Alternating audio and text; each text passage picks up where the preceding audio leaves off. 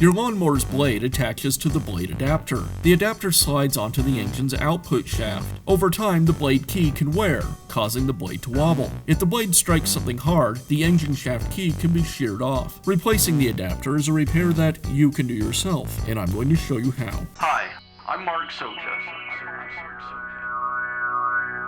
Do-it-yourself repairs like these are easier than you might think. From lawn machines to cordless drills, kitchen mixers, Outdoor grills.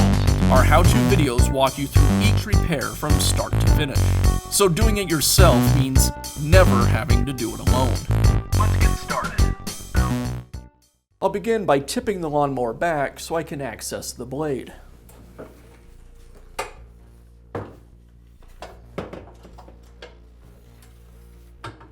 I'll remove the bolt that secures the blade to the mower.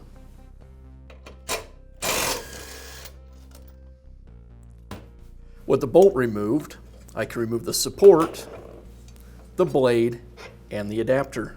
Now I can install the new blade adapter. The blade adapter slides onto the motor shaft. I'll need to align the key on the adapter with the keyway on the shaft.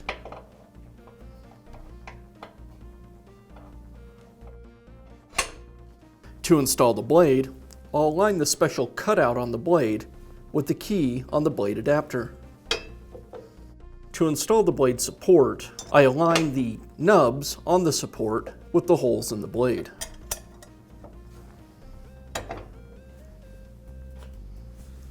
And I'll secure everything with the blade bolt.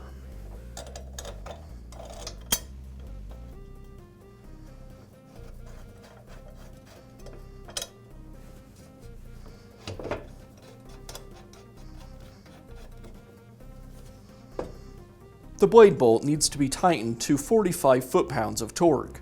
I'll use the torque wrench to do that.